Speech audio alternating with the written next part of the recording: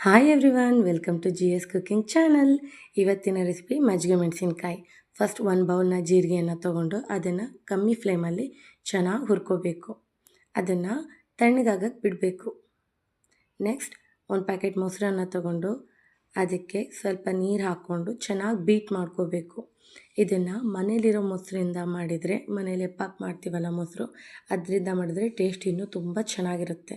ಅದು ಮೊಸರನ್ನೆಲ್ಲ ಚೆನ್ನಾಗಿ ಬೀಟ್ ಮಾಡಿಕೊಂಡು ಅದಕ್ಕೆ ಸ್ವಲ್ಪ ನೀರು ಹಾಕ್ಕೊಂಡು ಮಿಕ್ಸ್ ಮಾಡ್ಕೋಬೇಕು. ನೆಕ್ಸ್ಟು ತಣ್ಣಗಾಗಿರೋ ಜೀರಿಗೆನ ಪೌಡ್ರ್ ಮಾಡ್ಕೋಬೇಕು. ಜೊತೆಗೆ ಒಂದು ಬೌಲ್ ಸಾಲ್ಟ್ ತೊಗೊಳ್ಳಿ. ಪೌಡ್ರಾಗಿರೋ ಜೀರಾ ಪೌಡರಿಗೆ ಸಾಲ್ಟನ್ನ ಹಾಕಿ ಚೆನ್ನಾಗಿ ಮಿಕ್ಸ್ ಮಾಡಿಕೊಂಡ್ರೆ ನಮ್ಮ ಫಿಲ್ಲಿಂಗ್ ರೆಡಿ ಆಗುತ್ತೆ. ನೋಡಿ ಚೆನ್ನಾಗಿದೆ ಅಲ್ಲ. ನೀವು ಬೇಕಾದ್ರೆ ಮೆಂತ್ಯನೂ ಬೇಕಾದ್ರೆ ಆ್ಯಡ್ ಮಾಡ್ಕೋಬೇಕು, ಅದನ್ನು ಟೇಸ್ಟ್ ಕೊಡುತ್ತೆ ಚೆನ್ನಾಗಿ. ನೆಕ್ಸ್ಟು ಹಸಿಮೆಣಸಿನ್ಕಾಯಿಯನ್ನು ಕಟ್ ಮಾಡ್ಕೋಬೇಕು. ನೋಡಿ, ಹಸಿಮೆಣಸಿನ್ಕಾಯಿನ ಚೆನ್ನಾಗಿ ಕಟ್ ಮಾಡ್ಕೋಬೇಕು. ಅದಕ್ಕಿಂತ ಮುಂಚೆ ಹಸಿಮೆಣಸಿನ್ಕಾಯಿನ ಚೆನ್ನಾಗಿ ತೊಳ್ಕೊಂಡು ಒದ್ದೆ ಬಟ್ಟೆಯಲ್ಲಿ ಒರೆಸ್ಕೋಬೇಕು. ಸ್ವಲ್ಪನೂ ಅದರಲ್ಲಿ ನೀರಿರಬಾರ್ದು. ಈ ಥರ ಮೆಣಸಿನ್ಕಾಯಿನ ಕಟ್ ಮಾಡಿಕೊಂಡು ಅದರ ಒಳಗೆ ನಾವೇನು ಮಾಡಿಟ್ಕೊಂಡಿರ್ತೀವಲ್ಲ ಫಿಲ್ಲಿಂಗು, ಅದನ್ನು ತುಂಬಬೇಕು. ಅದನ್ನು ಸ್ವಲ್ಪ ಸ್ವಲ್ಪನೇ ತುಂಬಿ ಚೆನ್ನಾಗಿ ಕ್ಲೋಸ್ ಮಾಡಿ ಪಕ್ಕಕ್ಕೆ ಎತ್ತಿಟ್ಕೋಬೇಕು. ನೋಡಿ, ಸೇಮ್ ವೇನಲ್ಲಿ ಎಲ್ಲ ಮೆಣಸಿನ್ಕಾಯಿನೂ ಪಕ್ಕದಲ್ಲಿ ತೆಗೆದಿಟ್ಕೋಬೇಕು. ನಾನು ಸ್ವಲ್ಪ ತೋರಿಸ್ತಾ ಇದ್ದೀನಿ.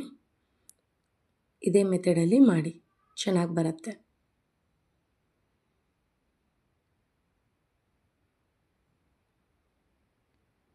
ನೆಕ್ಸ್ಟು ಮೆಣಸಿನ್ಕಾಯಿ ಎಲ್ಲ ಫಿಲ್ಲಿಂಗ್ ಆದಮೇಲೆ ಅದನ್ನು ಪಕ್ಕಕ್ಕೆ ತೆಗೆದಿಟ್ಕೊಂಡು ನಾವೇನು ಮಜ್ಜಿಗೆನ ಬೀಟ್ ಮಾಡ್ಕೊಂಡಿದ್ವಲ್ಲ, ಆ ಮಜ್ಜಿಗೆನ ತೊಗೊಂಡು ಏನು ಫಿಲ್ಲಿಂಗ್ ಮಾಡಿಟ್ಕೊಂಡಿರ್ತೀವಲ್ಲ ಮೆಣಸಿನ್ಕಾಯಿ, ಅದೆಲ್ಲ ಮಜ್ಜಿಗೆ ಒಳಗೆ ಹಾಕಬೇಕು. ಒಂದೊಂದಾಗಿ ಹಾಕಿ.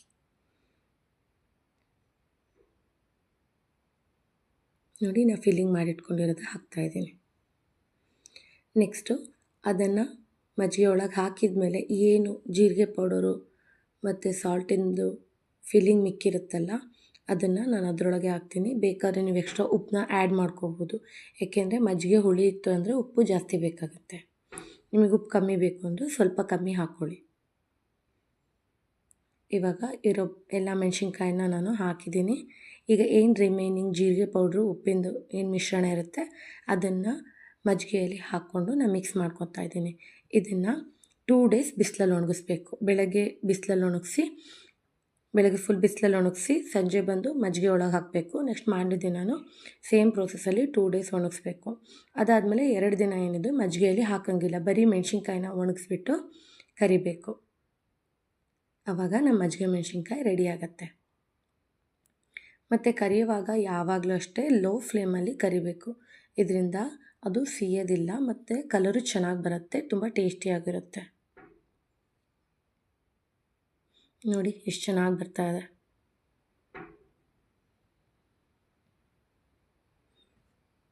ಸೇಮ್ ಇದೇ ಥರ ಇನ್ನೂ ರೆಸಿಪೀಸ್ಗಳಿಗೋಸ್ಕರ GS ಚಾನಲ್ಸ್ನ ಫಾಲೋ ಮಾಡಿ. Thank you so much. ಸಿಗೋಣ ನೆಕ್ಸ್ಟ್ ಇನ್ನೂ ಚೆನ್ನಾಗಿ ಈಸಿ ವೇನಲ್ಲಿ ಮಾಡ್ತಕ್ಕಂಥ ರೆಸಿಪಿಗಳನ್ನು ಹೇಳ್ಕೊಡ್ತೀನಿ. Thank you so much. Bye bye.